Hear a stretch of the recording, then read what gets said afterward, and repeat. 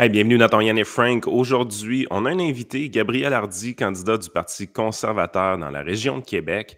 Mais avant, on parle de la plateforme conservatrice qui a été dévoilée hier.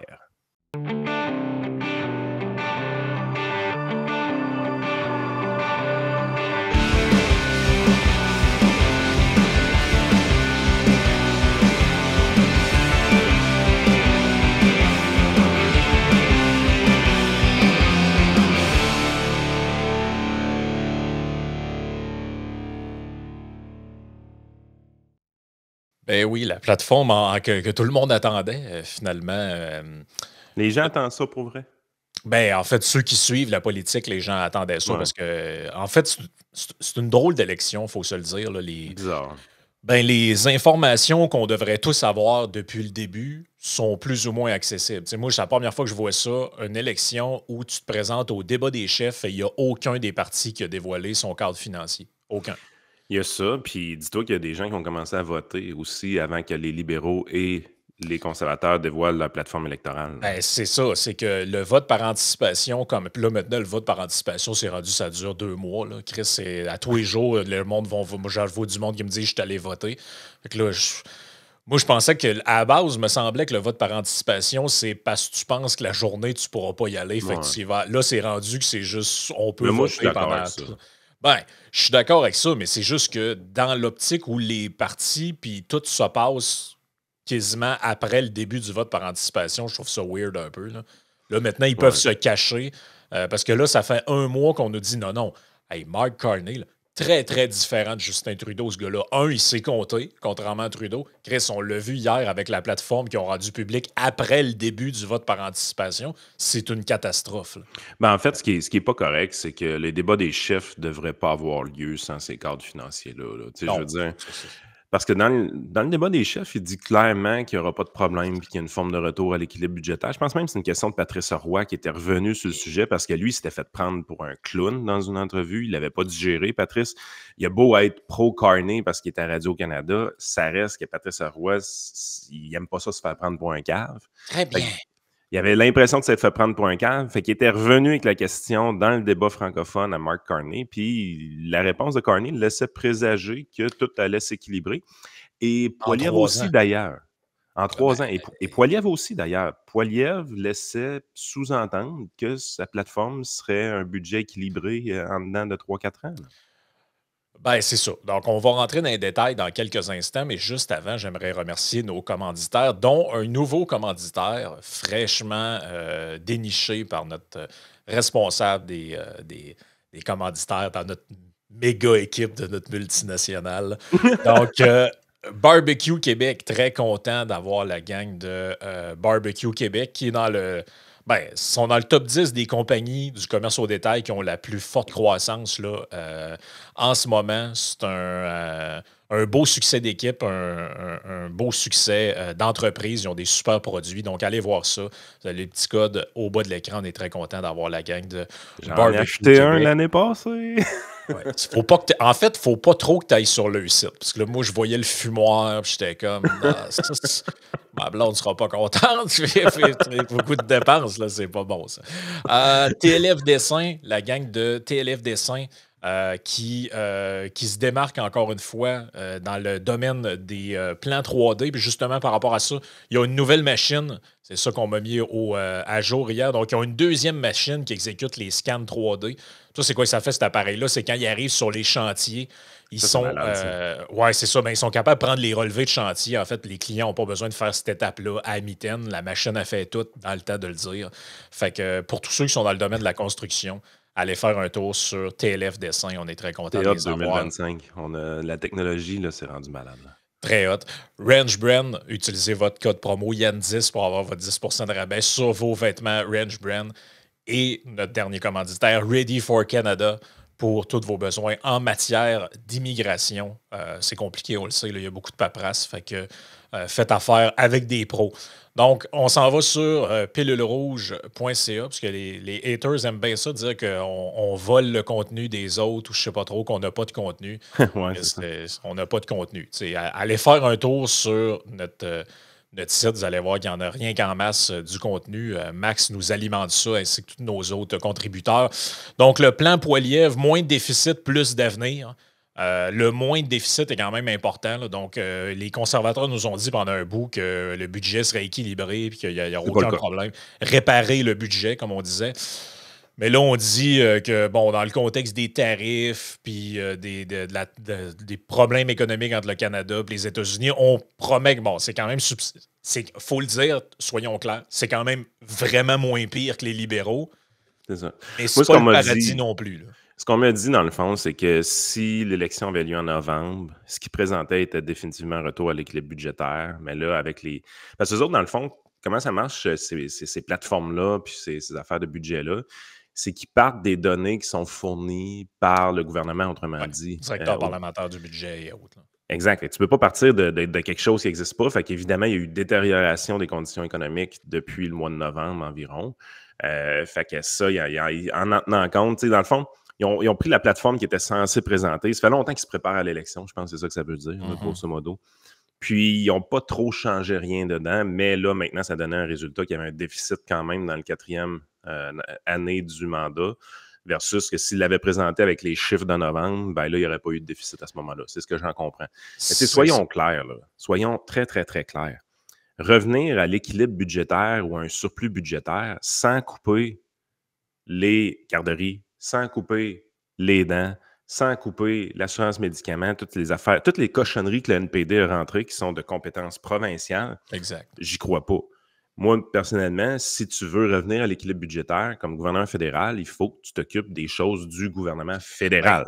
C'est pour ça que moi, mon souhait, ça aurait été soit un gouvernement conservateur majoritaire où là, tu as les coups des franges pour faire ça, mais si tu l'as pas et tu es minoritaire, j'aurais souhaité que le Bloc québécois ait la balance du pouvoir parce qu'à mon avis, tu peux négocier au Bloc Ces affaires-là. son support à ses fins d'empiètement sur les compétences des provinces en échange de petites compensations. Ah, exactement. Je pense que ça aurait été plus facile. Là, tu sais, on se dirige vers un gouvernement libéral majoritaire ou minoritaire. Je pense que c'est là qu'on est à peu près avec tous les sondages. La firme A+, Léger Marketing, a sorti le sien hier. C'est libéraux +4 présentement. Tu sais, même si les conservateurs seraient égaux aux libéraux, les libéraux gagnent quand même. Les conservateurs ont carrément besoin d'un +4 à peu près dans les sondages pour gagner l'élection. Très, très difficile. Fait qu'on est comme à 8 points de pourcentage à peu près de la victoire du côté des conservateurs. Je comprends que les sondages peuvent être biaisés, je comprends que les méthodologies peuvent être douteuses des fois, mais là, de dire qu'ils vont faire un bond de 8 d'ici l'élection, j'y crois pas tant que ça. En fait, le seul scénario qui justifierait ça, ce serait une arrivée massive au bureau de vote des jeunes qui traditionnellement ne votent pas. C'est la seule chose qui pourrait surprendre les sondeurs, autrement dit. Exact. Donc, donner les chiffres un peu, on parle de réduire le déficit de 70 en 4 ans, comparément à l'alourdissement de la dette de 225 milliards de dollars qui est proposé par Carney et les libéraux. Hier, c'est un peu fait challenger là-dessus, puis il a comme pogné les nerfs tout de suite, là. Il pogne tout le temps les nerfs. Hein? Ce gars-là, apparemment, c'est lui que ça prend pour négocier avec Donald Trump, mais il pogne les nerfs vite après les journalistes, puis il est absolument pas capable de débattre contre Pierre Poilievre. Mais somehow, là, le gars le président le plus bully de la planète, il va y tenir tête. Oui, c'est ça. Okay. Donc, le cadre financier dévoilé mardi par le Parti conservateur prévoit de réduire le déficit actuel de 46,8 milliards à 31,3 milliards dès cette année pour atteindre 14 milliards d'ici 2028-2029. Cette réduction de 70 du déficit repose sur une combinaison de coupes dans les dépenses gouvernementales et des mesures pour stimuler la croissance économique. Donc, voici plus en détail. On prévoit des économies de 55 milliards sur 4 ans, contrairement à des augmentations de dépenses de 130 milliards pour Cornet. Notamment, différence de 180 milliards. Là. Notamment en réduisant les dépenses consacrées aux consultants externes. Donc ça, vous savez que malgré qu'on a des ministères d'à peu près tous, à chaque fois qu'ils ont quelque chose à faire, ils demandent à des consultants externes. Fait que c'est à se demander pourquoi on a une fonction publique, en fait. Là. Puis une fonction publique qui a explosé d'au-dessus de 100 000 personnes depuis Trudeau. Là. Exactement. Exactement. Donc, Puis ça, ça, je vais te dire de quoi par rapport à ça. Moi, ça me fait capoter. Ces temps-ci, là, au niveau du service financier, tu peux peut-être fermer l'article, là. ben, c'est juste que je voulais Ouais. donner Mais les derniers trucs aux gens, là, mais au niveau du service financier, on a des gros problèmes avec le site de l'Agence de revenus du Canada. Les gens arrivent pour cotiser à leur CELI, ils vont sur le site de l'Agence de revenus du Canada pour voir quels sont les droits de cotisation CELI ah qu'ils ouais. ont. Puis quand on arrive pour prendre l'information, là, on leur demande, OK, donne-moi ton solde, donne-moi la dernière transaction qui est inscrite. Et il dit pourquoi? Ben écoute, il y a des données de 2024 qui ne sont pas rentrées dans le système encore. Tu sais, là, on est rendu là, en avril 2025, là, puis il y a des gens qui ont cotisé en février 2024 à leur CELI et ça n'apparaît pas sur leur transaction sur l'Agence de revenus du Canada. Fait qu'on a des dépassements. Si on ne fait pas attention de notre côté, là, si on ne fait pas des calculs à mitaine en espérant que le client n'ait pas un autre CELI dans une autre institution Ils s'en financière, rappellent là, plus, là, exact, ben, on finit par déduire que, OK, on peut cotiser tel montant au CELI ou tout ça, ça nous fait travailler comme c'est pas possible pour essayer de ne pas faire d'erreur. Et garder en tête une chose, si tu fais une erreur, si tu dépasses ton droit de cotisation CELI, la pénalité est de 1% par mois. Donc, si tu dépasses ton droit de cotisation de 10 000 tu vas avoir une pénalité de 100 par mois que tu as dépassé. eh Mais leur boy. crise de site n'est pas à jour. Puis la raison pourquoi leur crise de site n'est pas à jour, c'est que les cotisations CELI des institutions financières sont sur une pile d'un fond à quelque part et ne sont pas rentrées dans le système à mi-temps. Ben, peut-être faudrait demander à un consultant externe De le rentrer à mi-temps ou de de- faire un logiciel qui oh, communique? ouais, un petit logiciel là, pour 500-600 millions. Là. Donc, je termine pour donner les chiffres aux gens. Là. Donc, on coupe 10,5 milliards de consultants externes, aide étrangère, toutes les patentes, maillot bain non binaire, puis de déminage trans et autres. Là, 9,5 milliards d'économies là-dedans. Ça, c'est une très bonne nouvelle. De, euh, 4 milliards de moins pour le financement de CBC et autres médias. Là. On Fait a que c'est quand également. même une coupe substantielle, 4 millions. Ça veut dire qu'il Ah, laisse c'est un énorme. genre de 400-500 millions à Radio-Canada puis il ferme CBC. Ben, en fait, pas qu'il le ferme, mais il les laisse aller. Ouais, ben, ça devient comme la presse, un genre d'OBNL. Ah, mais ils Et, seront pas capables. ben non, Pour ils sont pas vrai, là, capables. CBC, tu sais, la gang, c'est quoi? C'est Rosie Barton puis sa gang, là. Eux autres, demain matin, là, tu les mets ensemble, tu dis, là, vous arrangez, vous êtes un OBNL, vous vendez votre propre pub, là. Je veux dire, ils sont dans la merde. Ils Ben ont non, tous c'est des ça. salaires trop gros. Il y a du monde qui ne servent à rien. Il faut qu'ils mettent la Exact. moitié du staff dehors, c'est pas le trois quarts. Exact. Je donne en rafale quelques petits autres éléments, puis on va faire rentrer notre invité qui vient d'arriver juste après. Donc, on dit aussi, bon, évidemment, on répète quelques trucs, là, la réduction d'impôt de 15 pour le palier le plus bas, donc de 15 à 12,75. C'est à peu près 900 pièces par année, puis tu as une famille à deux, à peu près 1800 par famille, là, si tu gagnes un salaire moyen. On a également l'élimination de la TPS sur les logements neufs, les incitations aux villes pour réduire les redevances d'aménagement, vente de 15 des terrains fédéraux pour la construction de logements, lien entre le financement des infrastructures et les résultats en matière de construction. On prévoit aussi que la construction de logements générerait 12,8 milliards de nouvelles recettes sur 4 ans. Bon, ça, je ne sais pas trop comment c'est calculé, là, mais on parle aussi de l'élimination de la loi C-69 et la loi C-48, donc qui interdit les pétroliers sur la côte ouest, les pipelines et ce genre de trucs-là. On parle aussi de libérer un 500 milliards de dollars de croissance économique au cours des 5 prochaines années afin de générer 70 milliards de revenus supplémentaires sans hausse de taxes et d'impôts. Ça, c'est quand même relativement Moi, ambitieux. Là. je vais te donner la note générale que j'ai pour leur plan. Je vais leur donner un B+, dans le sens qu'il sort une semaine trop tard. Je comprends l'idée là, de ne pas vouloir se le faire voler par les libéraux puis tout, mais tu sais, une semaine trop tard dans ma tête.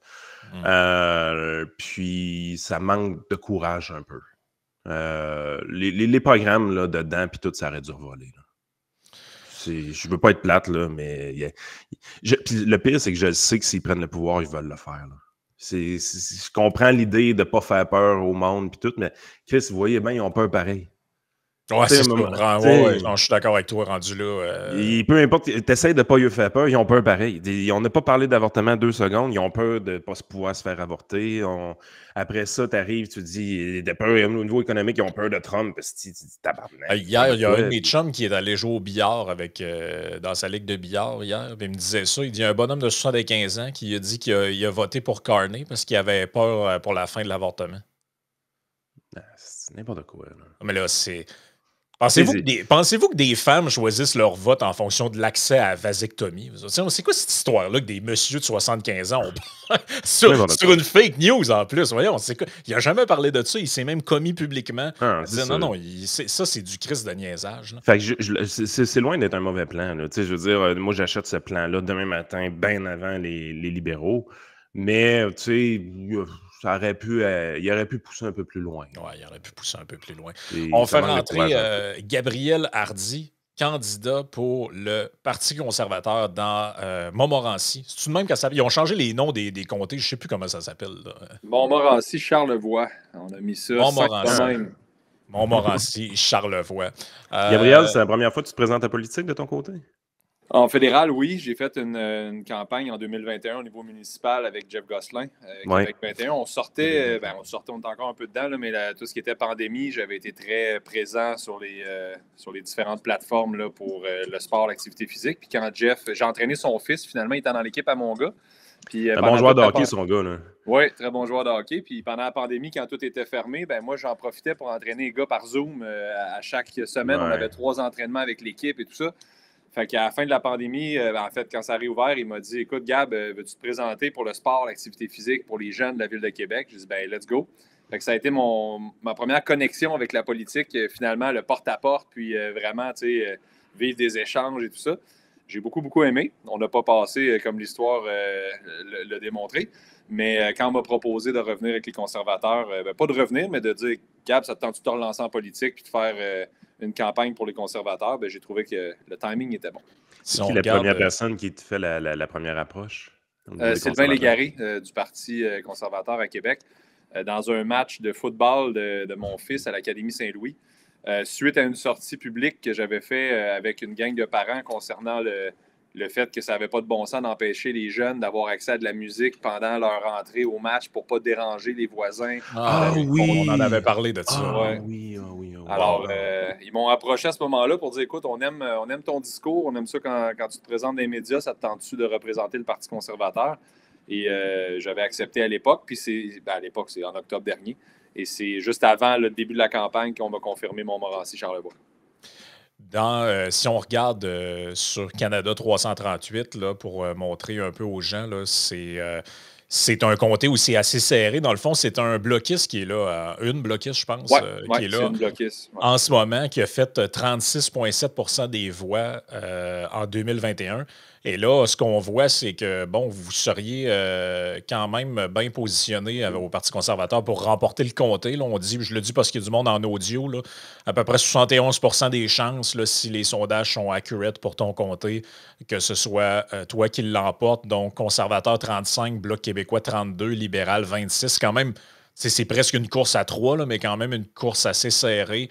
En fait, c'est un des rares comtés qu'on dirait que les conservateurs profitent du fait de la remontée des libéraux par rapport au Bloc, là. C'est assez rare, je pense, qu'on a un comté où est-ce que les conservateurs profitent de cette remontée-là, mais dans votre cas, ça semble être ça qui se passe. Il y a du mouvement depuis le début. Écoute, rendu là, on travaille sur le terrain à chaque jour. Je rencontre toutes les organisations possibles. Hier, j'étais avec toutes les UPA là, de la région de Charlevoix-Ouest, Charlevoix-Est. Je suis avec les citoyens à chaque jour. La campagne se passe beaucoup au niveau fédéral. On voit qu'est-ce qui se passe avec, mettons, Poilier, avec M. Carney dans les médias et tout ça. Le feeling est super bon sur le terrain. Je le sais que c'est un agrégateur, là, le 338, c'est un agrégateur. Puis, il y a quand même, c'est un montage Monte-Carlo qui appelle, il y a quand même une précision à 89 % depuis les dernières élections. Fait que, on pense que ça s'en va dans le bon sens. Mais on ne tient rien pour acquis. Pour vrai, là, je suis sur le terrain à chaque jour. Puis peu importe le sondage, je vais aller cogner aux portes et dire bonjour aux gens. Fait que voilà. On le sait, dans des coins comme, moi, je viens du Lac-Saint-Jean, bon, Charlevoix, tout ça, c'est quand même un peu le même genre de mentalité. C'est assez nationaliste, là. Est-ce que tu penses que la position que pris Poilievre. Tu sais, je pense qu'on n'a jamais eu un chef du Parti conservateur autant francophile puis ouvert au Québec, là, en tout cas depuis Mulroney, là, nettement plus que, sans rien leur enlever, là, mais plus que Scheer puis O'Toole. Là, tu sais, Poilievre arrive, parle un super bon français, s'adresse aux Québécois, vient au Québec très souvent, là, même si on pense qu'il n'y a peut-être pas tant de gains que ça à faire pour lui. Penses-tu que ça a un impact dans ta région, ce genre de discours-là? Parce qu'on sait que c'est important pour le monde, pareil, là, surtout en région, là, de sentir que tu as un chef, c'est pas juste un gars à Ottawa qui se fout des régions. Là. Bien, je pense que depuis le début, on gagne des points là-dessus. Tu sais, quand je jase avec les différentes personnes, puis vous avez raison, là, tu sais, quand je passe, mettons, Baie-Saint-Paul, là, on le sent que ça commence à devenir plus une histoire bloquiste, là, des gens qui ont toujours voté bloc. Mais moi, je dis souvent aux gens, vous êtes plus conservateurs que vous le pensez. Quand on commence à analyser la plateforme, puis juste qu'on rouvre la discussion, tu sais, qu'on sort des positions campées, là, puis qu'on rouvre la discussion, puis on se dit, OK, parfait, tu me dis, puis ça arrivé souvent, là, tu me dis que tu vas voter bloc. Excellent, merci. Jason, là. Hier, j'étais au Saint-Pub, puis je me suis assis avec un monsieur, on a parlé pendant 15 minutes. Il me dit en partant, écoute, tu sais, moi, je pense pas que l'indépendance du Québec, c'est de quoi, mais je pense que le bloc protège les intérêts des Québécois. Bien, déjà, en partant, je dis, vous êtes conservateur, c'est juste que vous ne le savez pas encore, parce que le Parti conservateur veut non seulement protéger, mais promouvoir le français. C'est pas juste le protéger, on veut le promouvoir partout au Canada. Le chef est parfaitement bilingue, parle seulement en français à ses enfants. Déjà, en partant, c'est pas un boom politique ou juste une pub, là. Je veux dire, on le voit dans ses échanges. Il est en Alberta en train de faire un gros speech, puis son fils s'approche de lui. Il se met à genoux et lui parle en français. Il n'y a pas besoin de gagner des électeurs là-bas, là, mais c'est la première réaction. Son fils le comprend, puis il traduit à la foule après. Donc, on a pour un leader politique parfaitement bilingue qui éduque ses enfants en français, le Parti conservateur reconnaît la nation québécoise, c'est clair, veut respecter l'autonomie des provinces. Alors là, quand tu commences à jaser avec les gens qui sont bloquistes, ils se disent, ben là, dans le fond, à part la séparation du Québec, vous êtes pas mal, tu sais, on protège la gestion de l'offre et tout ça, vous êtes pas mal, dans le fond, en train de protéger le Québec. Ben oui, effectivement.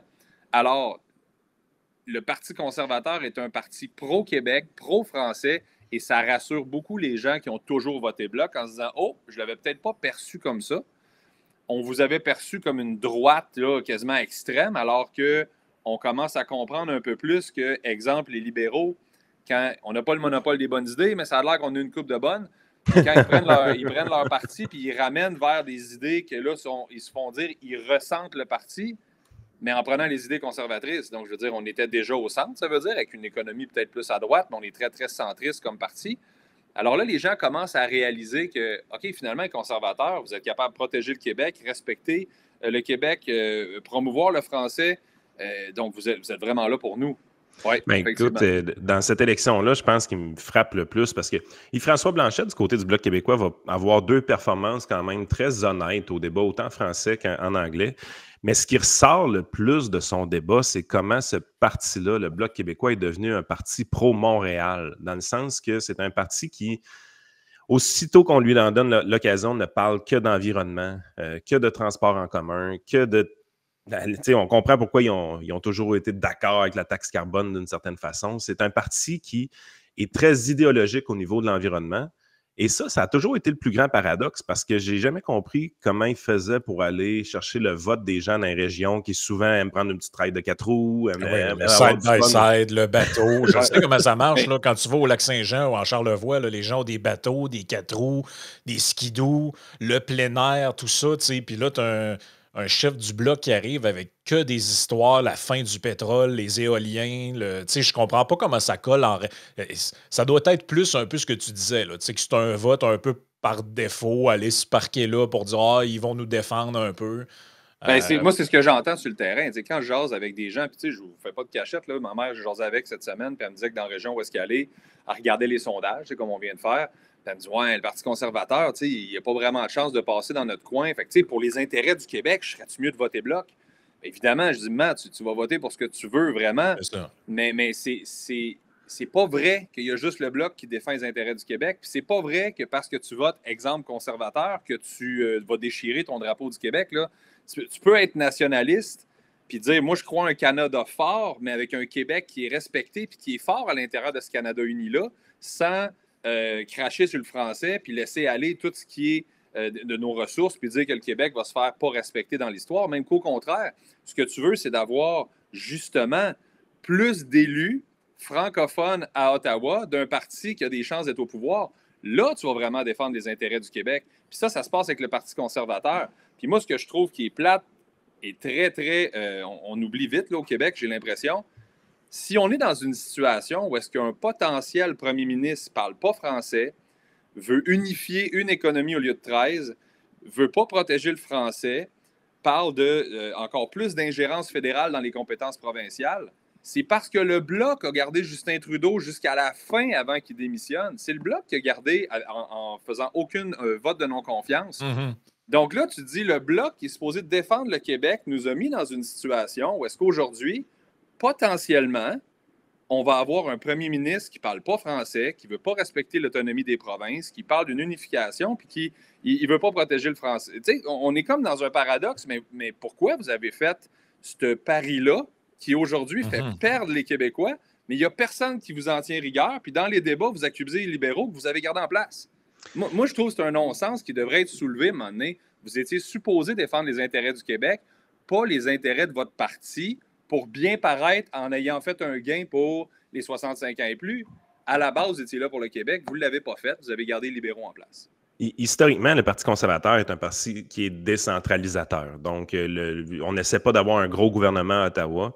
Évidemment, les libéraux fédéraux, c'est tout le contraire. Ils sont à peine moins centralisateurs que le NPD. Eux autres, le NPD, ils nationaliseraient tout puis ils mettraient tout à Ottawa. Tu sais, c'est quasiment freak, les affaires. Mais au niveau des libéraux, quand tu regardes la feuille de route des 10 dernières années, on a copié beaucoup le Québec. Dans le fond, on a québécisé le Canada d'une certaine façon. C'est qu'on a amené un programme dentaire, on a amené un programme de garderie, on parle beaucoup d'assurance médicaments partout. Toutes des champs de compétences provinciales. Il y avait la Bourse du carbone au Québec, qui sont arrivés avec leur taxe carbone dans le reste du pays. Puis il y avait une exception pour le Québec, parce que le Québec l'avait comme déjà. Fait que t'es dans une situation où est-ce que le niveau fédéral a eu beaucoup d'ingérence dans les compétences des provinces, dans les autres provinces canadiennes.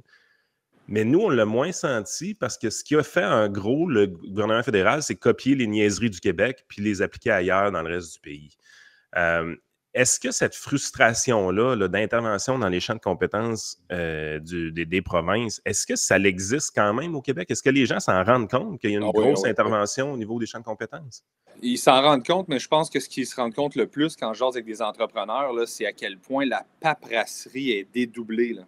C'est comme, on a tellement de normes. Hier, j'étais avec l'UPA, puis moi, ça m'a frappé pour, tu sais, je vais être bien honnête avec vous autres, là, je ne suis pas un agriculteur, je commence à comprendre cette réalité-là parce que dans Charlevoix, évidemment, je suis de plus en plus en contact avec des agriculteurs. C'est des gens qui travaillent 20 heures par jour, là, 7 jours sur 7, qui prennent peut-être 2 jours de break une fois aux 5 ans. C'est des gens qui travaillent excessivement fort et qui sont overwhelmed. Ils sont par-dessus la tête de normes, de paperasse, de documents. Ils n'ont pas le temps là, de commencer à remplir 1 million de patentes pour répondre à une nouvelle norme où ils se font imposer une norme à leurs frais parce que l'idéologie passe au niveau fédéral ou au niveau provincial. Et là, c'est on you. Hein. C'est à vous autres de vous organiser avec notre nouvelle norme. Faites en sorte que vos prix soient concurrentiels. Baissez vos marges de profit parce que, dans le fond, la norme, nous, on trouve qu'elle est belle à mettre en place puis c'est vous autres qui allez le payer le frais. Ça, c'est ce que je vois beaucoup d'agriculteurs, notamment avec les discussions que j'ai eues hier, qui me disent on remplit, on est bloqué de partout. Puis s'il y a une chose que moi, je crois sincèrement, c'est que l'agriculteur ou la personne, exemple en foresterie, la dernière chose au monde qu'elle veut faire, c'est scraper sa terre. La dernière chose qui serait productive pour elle, c'est de maganer son propre gagne-pain, de ne pas respecter ses animaux, de raser sa forêt à blanc. C'est clair. Bon. Et là, non seulement ça, sont tellement avec des normes qui s'ajoutent une par-dessus l'autre, puis de la paperasse, qui sont rendus, qui sont plus capables de respecter leur terre eux-mêmes, puis d'être capables de dire, écoute, là, moi, exemple, j'élève des cochons, là, bien, ce que je vous dis, c'est que votre norme est pas bonne, parce que le cochon, c'est pas vrai que ça, c'est bon pour lui à cause de X, Y, Z. Mais non, l'idéologie est faite, fait que là, à cette heure, fais-les. Ça, c'est ce que je vois beaucoup. Énormément de paperasse, énormément de normes, énormément d'idéologie sans être sur le terrain avec les gens qui travaillent. Puis ça, je pense que c'est une grave erreur. Puis effectivement, c'est ce qu'on a vu dans les dernières années. Une augmentation fulgurante de la bureaucratie. une augmentation fulgurante de l'administration, puis pas plus de services pour les gens qui travaillent réellement sur le terrain. Mais tu le dis, là, tu fais du terrain, tu rencontres des gens, des entrepreneurs, des citoyens. Moi, l'impression que j'ai depuis le début de cette élection-là, et ça a été particulièrement révélateur au débat des chefs, j'ai l'impression que les sujets dont on parle médiatiquement ne sont pas les vrais sujets. Parce que ce que tu viens de donner comme exemple, on n'a pas entendu parler de ça aucune fois dans l'élection. Débat des chefs, ça a été 50% du temps Trump, puis l'achat local, les fraises, puis ce genre de patentes-là. Puis après ça, un petit peu d'immigration, un petit peu de logement, tout ça. À part la bureaucratie dont tu viens de parler, si tu avais, mettons, deux autres sujets ou trois, peu importe le nombre que tu veux, qui te sont amenés par les gens quand tu les rencontres, ce serait quoi? Là? Des trucs que tu dis, on n'en entend pas parler, mais voici, moi je vous le dis, je fais du porte-à-porte, puis je rencontre du monde, c'est ça les sujets qui les préoccupent. Là. Il y en a deux autres sujets qui sont excessivement présents. C'est premièrement l'immigration. Puis pas d'un point de vue négatif, au contraire. Le nombre d'entreprises qui me disent écoute, j'ai pas d'employés. J'en ai pas dans ma région. Je veux dire, Baie-Saint-Paul, Lamalbé, on n'a pas d'employés. Puis moi, il faut que je travaille pour ma terre, là. Mais là, je suis bloqué avec de l'immigration. Je veux faire venir des travailleurs. Premièrement, ça me coûte 20 000 de frais d'avocat pour être capable de remplir toute la paperasse, puis de faire les démarches, puis tout ça, pour m'amener un travailleur par travailleur. 20 000 Puis ensuite de ça, les permis de travail sont passés de 3 ans à 1 an. Fait que là, au bout d'1 an, j'ai fini de le former. Ça, on l'oublie. Hein? Former un travailleur, c'est pas gratuit. Tu prends ton temps, tu prends ton énergie, tu n'es pas en productivité, tu es en apprentissage. Là, il va faire des erreurs, il va te coûter un peu d'argent, il va te coûter sa formation et tout ça. Au bout d'1 an, tu as un employé, là, puis là, on peut passer de gauche à droite, que ce soit de l'agriculture ou à la soudure. J'ai une entreprise que j'ai rencontrée qui a un impact international. Là. Ils font de la modification de camions partout au Canada puis aux États-Unis. Ils shippent. Là. Puis ils sont une des rares places qui fait ça en Amérique. Puis ils me disent, moi, mon soudeur, là, ça me prend un bout là, avant qu'il soit parfait, capable de souder pour que j'envoie un troc, puis que ce troc-là, on se dise, crème, c'est pas de la petite soudure. Là, je vous montrerai ça, des méga camions. Bien, il dit, au bout d'1 an, il faut que je le renvoie chez eux. Ça me recoûte un autre 20 000 de le faire revenir. On n'est plus concurrentiel. Je veux dire, moi, je vais y offrir un salaire de 50 000 ou de 40 000 pour venir s'installer, mais il me coûte 20 000 upfront. Fait que là, les salaires montent. Puis là, je ne le garde pas, puis je suis tout le temps dans paperasse, puis dans paperasse. Ça, là, c'est un sujet qu'on me parle toujours. L'immigration de travaillants. Des gens qui vont venir participer à notre économie. Ça, c'en est un. Puis la deuxième affaire qui fit un peu là-dedans, on en a parlé dans la campagne, c'est l'accès au logement. Puis l'accès au logement, pourquoi? Les entreprises me disent, écoute, Gab, il n'y a tellement pas de logement là, que je suis obligé, moi, en tant qu'entrepreneur, d'acheter des maisons et des blocs appartements. Oui, ça, c'est un vrai sujet, ça. C'est fou, là. Puis il me dit, là, moi, j'ai une compagnie, exemple, de suspension, là. Je ne suis pas un entrepreneur de l'immobilier, mais je n'ai pas le choix parce que sinon, je ne peux pas faire venir de travailleurs. Ils ne seront pas capables de rester chez nous. Fait que là, ben, j'achète des logements, puis là, je m'endette, puis je vais chercher de l'argent en banque pour ça. Et là, on se ramasse avec des entrepreneurs qui se diversifient pas par besoin. Là. Ils n'ont pas le goût de le faire, mais ils n'ont pas le choix de le faire. Et ça crée toutes sortes d'autres problématiques. Puis je termine là-dessus. Je suis allé rencontrer un centre de développement pour aider les entreprises et tout ça. Et là, ils sont obligés de faire des partenariats entre la ville, des fonds d'investissement puis les entreprises pour dire, on va bâtir des logements, mais toi, l'entrepreneur, tu vas me signer un bail de 5 ans, peu importe qu'il soit plein ou vide, pour te garantir d'être capable d'amener un travailleur ici. Alors là, c'est encore sur le dos de l'entrepreneur. C'est pas juste des taxes et des impôts. Là, tu vas signer des bails, des baux au pluriel, pendant 5 ans, 3, 4, 5 logements, que tu n'as pas le choix de payer. Tu as un bail, tu vas le payer jusqu'à la fin, juste pour te garantir d'être capable de mettre quelqu'un dedans pour venir travailler chez vous. Donc ça, c'est l'étape 1 avant de faire une recherche d'embauche. Fait que, tu sais, l'entrepreneur, là, il est étouffé, puis on met toutes les normes sur lui, on y rajoute de la paperasserie, puis on dit, ben non, mais nous autres, ça paraît bien. L'idée est tellement belle quand on la sort dans les médias, mais il n'y a personne qui va poser la question sur le terrain. Il est en train d'étouffer, puis s'il meurt? Puis si nos entrepreneurs y meurent, je suis obligé de vous dire là, que l'économie n'ira pas mieux. Fait que là, tu sais, on est là.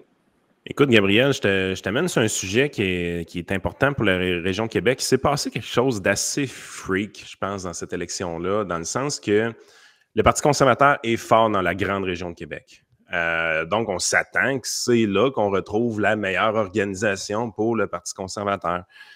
Au niveau de Québec-Centre, présentement, il n'y a pas de député, il n'y a pas de candidat qui se présente et c'est quand même une candidature importante parce que c'est Jean-Yves Duclos qui fait partie de cette élection-là. J'ai écouté une entrevue de votre ex-candidate, d'une certaine façon, à TVA, et elle dit qu'il y a des affaires quand même louches qui s'est passées dans cette circonscription-là.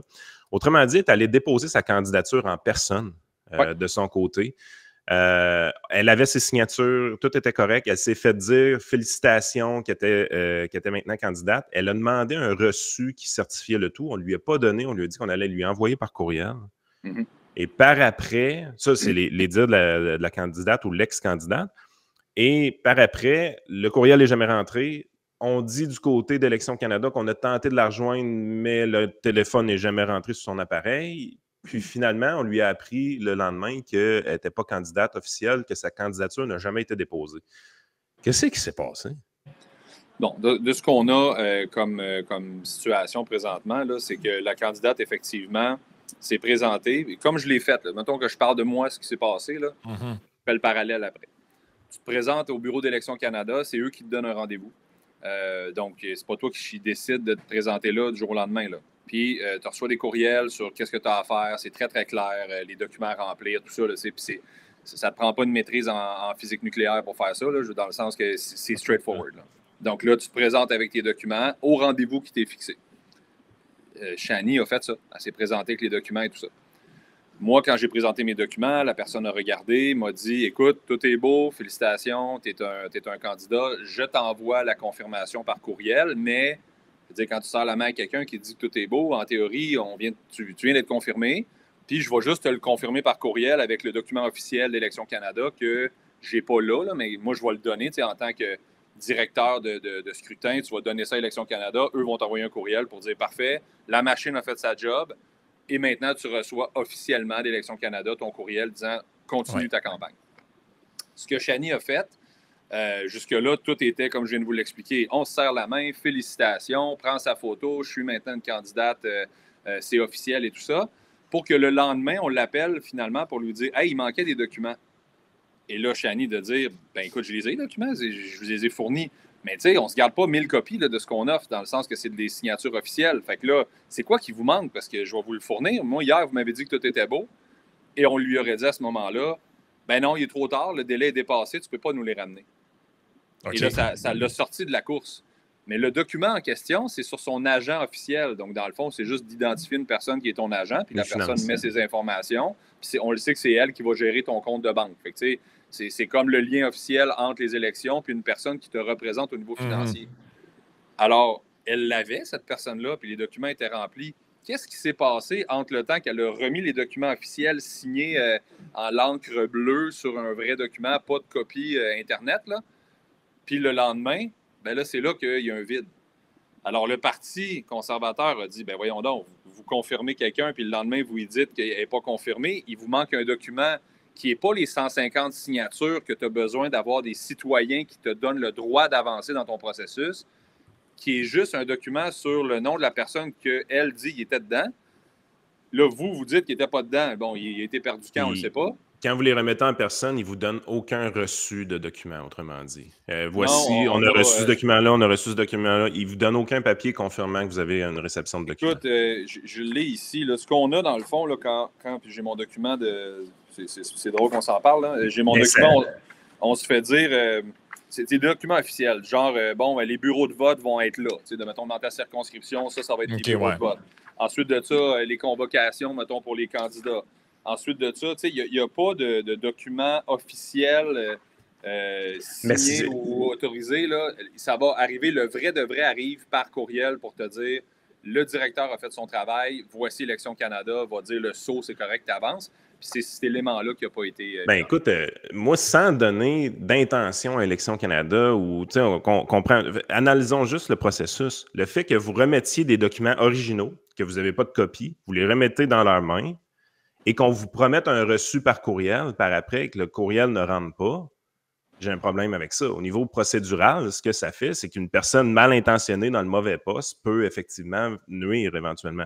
Peu importe qu'est-ce qui s'est passé réellement, tout ça, puis je ne suis pas en train de dire puis prêter des intentions à personne, mais à mon avis, pour chacun des documents que vous remettez, vous devriez avoir un reçu entre les mains. pour montrer que vous l'avez bien reçu, parce que je veux dire, vous n'avez pas de preuve à ce moment-là que vous l'avez remis. Moi, je trouve qu'Élections Canada a failli et je n'arrive pas à comprendre que dans le processus, on ne fournisse pas ce reçu-là, mais qu'on s'en va dans la circonscription de Pierre Poilievre et qu'on ait 91 candidats inscrits juste pour faire chier. Là. De leur côté, ça ne semble pas avoir été difficile d'avoir 90 candidatures indépendantes. Ça, il n'y avait aucun problème là. Tout était correct. On n'a pas vu de problème là. Mais pour une candidature officielle qui a remis ses documents en personne, on ne lui fournit aucun reçu ou accusé de réception de ces documents-là. Moi, je trouve que ça ne fait pas de sens. L'Élection Canada a un problème ici. Là. Bien, rendu là, j'imagine que pour la suite, le parti va faire ses démarches avec Élections Canada. Est-ce que Élections Canada n'a pas voulu avancer puis dire oui, il n'y a pas de problème, ramène-nous-les le document pour ne pas ouvrir une brèche à un futur problème qui prendrait de l'expansion partout au Canada? C'est possible. Rendu là, l'erreur a été faite. Là. On ne sait pas ce qui s'est passé, mais c'est Vous vraiment. Vous êtes gentils, les conservateurs. On est Vous très êtes gentils. Ouais. mais à l'inverse, je peux comprendre, dans le sens qu'Élections Canada, sa position serait de dire ah non, on a tout fait correct pour ne pas ouvrir une boîte de Pandore. Ceci étant dit, c'est pas juste de faire ça. Je veux dire, si tu as perdu le document, tu l'as perdu, shit's happen, puis gars, qu'est-ce que tu veux faire? On s'excuse, ramène-nous-les, puis bon, on le sait que tu avais tes 150 signatures, on en a besoin de 100, on va tout le temps à 150 au cas où il y a des gens qui ne soient pas de ta circonscription qui ont signé pour toi. Tu sais, ce processus-là est pas. Tu fais pas ça en 10 minutes, là. Tu sais, je veux dire, moi, ramasser 150 signatures, je me suis promené dans ma circonscription, j'ai rencontré des gens, tu dois convaincre 150 personnes de te c'est 5 journées de porte-à-porte facile. C'est pas simple parce que, on le sait aujourd'hui, on est dans un monde d'Internet, on est dans un monde de médias sociaux. Les gens, là, le one-on-one, d'être face à face, là. C'est de plus en plus dur. C'est de plus en plus dur. Alors, d'aller convaincre 150 personnes de marquer leur nom et leur adresse sur une feuille dans un contexte où est-ce que tout le monde a peur des données, genre, puis que le partage d'informations, c'est monstrueux comme travail à faire, là. Alors, quand tu l'as fait, ce travail-là, je trouve ça vraiment dommage que pour une virgule puis un point, non, finalement, toi, t'es tassé. Oui, puis pour les électeurs aussi, là, je veux dire, on parle quand même de milliers de personnes que, dans le fond, leur droit de vote, il est bafoué avec ça. Là.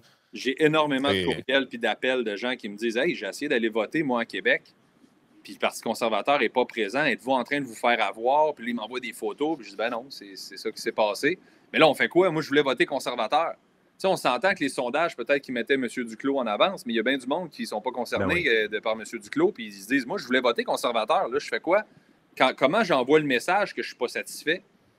Et là, on revient à la rhétorique de tantôt. Je vote-tu pour le Bloc pour essayer de protéger le Québec?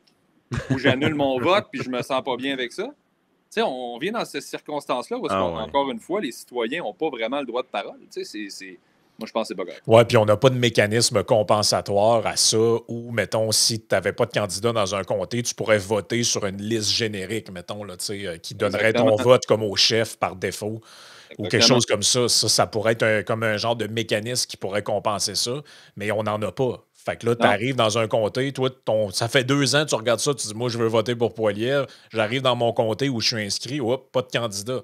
Excuse-moi, tu viens comme... Tu sais, je comprends qu'on t'a pas retiré ton droit de vote, mais quasiment d'un point de vue technique. Ben, c'est que ton point de vue, puis ta perception, puis tes valeurs ne sont pas rejointes. Il n'y a personne qui est là pour toi.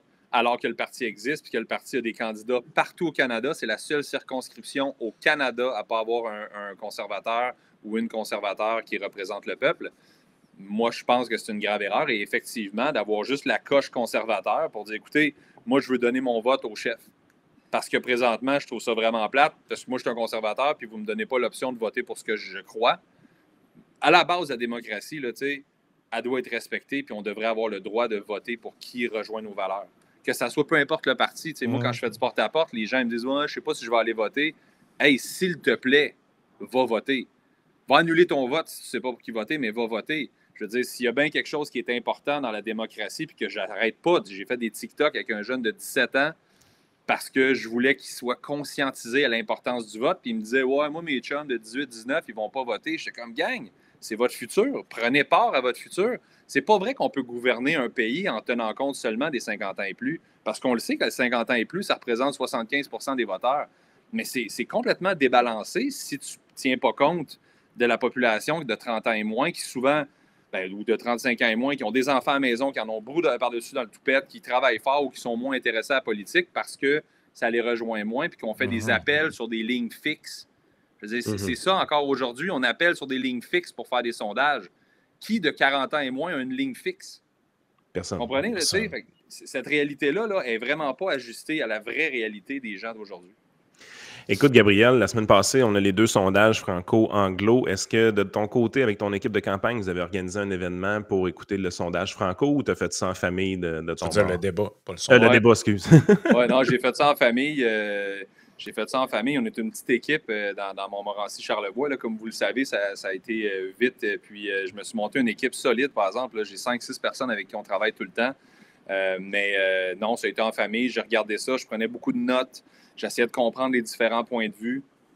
Il y a des affaires qui m'agacent énormément dans M. Carney que je trouve qu'on n'a pas parlé. Puis là, on attaque évidemment parce que c'est le nouveau venu, là, mais moi, quand dans le débat, il a dit « Je suis là pour la crise ». Puis il l'a répété à plusieurs reprises, là, dans plein d'entrevues. « Moi, je suis là parce qu'il y a une crise ».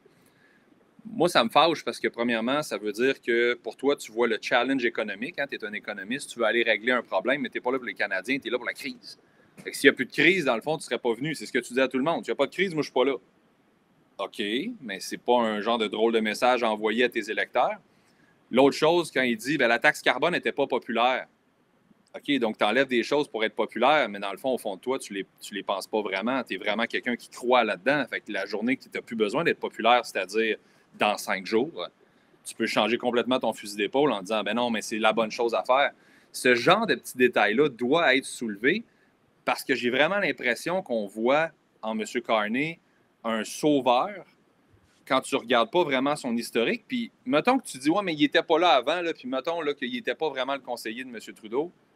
Ben, tu vois quand même en lui des petites phrases comme ça qui te disent qu'il voit ça comme un rubis de plus sur sa couronne de gars qui a fait des grandes affaires dans sa vie, puis qui méprise, puis ça, il l'a dit clairement, la fonction publique en disant « M. Poilievre n'a jamais vraiment travaillé dans sa vie. Je m'excuse, là. Moi, je suis un entrepreneur, puis je suis en train de sortir de mon entreprise pour aller pour les gens, aller représenter le peuple. C'est pas une sous-job, loin de là. Fait que si tu considères qu'une personne qui passe sa vie dans la fonction publique à représenter ses citoyens comme de quoi de moins important que de gérer de la finance de multimillionnaires, tu as un problème de te présenter comme premier ministre. Puis ça, moi, je trouve que ça devrait être soulevé. Alors, le débat, je l'ai regardé en famille pour revenir à ta question, parce que je prenais beaucoup, beaucoup de notes, puis j'avais des entrevues après, justement, sur le débat, mais je ne l'ai pas fait en grande équipe, mais ça m'a frappé. En tout cas, ça m'a frappé du débat. Moi, ce qui est une des choses qui est arrivée dans le débat, puis je trouve que personne n'a noté, c'est on sait depuis le début, quand il dit on annule la taxe carbone, pour les consommateurs, il faut toujours ajouter pour les consommateurs de leur côté, on sait qu'il ne l'a pas vraiment annulé, il a juste mis un paramètre à 0%, là, il a juste éliminé ça. Mais il y a un moment dans le débat où est-ce qu'il parle du Québec avec Yves-François Blanchette et il dit justement qu'il aime bien le système québécois de la bourse de carbone. Depuis le début, on sait qu'il allait se passer de quoi au niveau de la taxe carbone. Que oui, elle disparaissait temporairement le temps de l'élection, mais on sait qu'elle va être remplacée par quelque chose. Puis j'ai l'impression qu'on a ouvert son jeu sans le vouloir à ce moment-là. Le système québécois de bourse du carbone, qui est complètement farfelu dans ma tête, là, j'ai l'impression que c'est ce qui va être appliqué au Canada anglais dans les prochains mois. Et personne ne semble s'en être rendu compte qu'il a laissé cette bombe-là dans le débat. Est-ce que je l'invente ou... Non, c'est exactement ça. Je crois qu'on est avec un personnage, puis là, il faut faire attention. Tu es un conservateur, tu parles toujours de Trudeau, tu vis dans le passé, puis blabla. Mais reste que c'est une gang qui se ressemblait. Des idéalistes, des gens qui ont des grands projets de faire augmenter l'immigration, puis monter la population à 100 millions de personnes, qui veulent ouvrir nos frontières. On est un beau pays, venez chez nous, puis tout ça, qui nous mène à ce qu'on est dedans présentement. Mais c'est de l'idéologie, toujours de l'idéologie. Puis l'idéologie qui passe bien dans le courant de pensée présentement. Puis là, on impose, puis ça, c'est ce que, je vais revenir à ta question en direct avec qu'est-ce qui se passe avec le public. On impose des idées aux gens. On leur impose une vision de taxe carbone en disant on va taxer l'utilisation du carbone sans tenir compte que, dans le fond, tu fais payer le prix de ta décision politique à la population qui n'a rien à voir là-dedans. Eux, là, dans le fond, si le char électrique n'existait pas ou qu'il était trop cher, ils n'avaient pas les moyens de se l'acheter. Ils n'étaient pas en position de le faire. Ce n'est pas efficace pour eux. On ne pose jamais la question, exemple, sur les voitures électriques. est-ce que ça consomme plus de pneus, vu qu'ils sont plus lourds? Est-ce que les freins se passent plus vite? Parce que ça, c'est une dépense de plus, puis c'est un impact environnemental de plus. Non. L'idéologie, c'est que tout le monde devrait rouler électrique. Puis on ne calcule jamais, genre, comment on va aller dans les mines pour les métaux rares. On ne calcule jamais le nombre de pneus de plus qu'on va passer parce que la voiture est plus lourde, le nombre de freins de plus qu'on va passer parce que la voiture est plus lourde. Ça ne fit pas dans l'idéologie que c'est green. Puis là, tu es comme, y a-tu d'autres options? Pas d'autres options. On taxe les gens. Ça, moi, ça me fatigue énormément de tout le temps mettre le poids de ta décision sans jamais avoir à vivre avec les conséquences financières puis de mettre en ça. Tu sais, je fais le parallèle. Moi, j'ai un gym. OK? Si moi, je décide que je monte mes prix, puis je monte mes prix, puis je monte mes prix, c'est facile à faire si les clients vont toujours rentrer. Il n'y a jamais un client qui ne rentrera pas puis ne s'abonnera pas dans mon gym.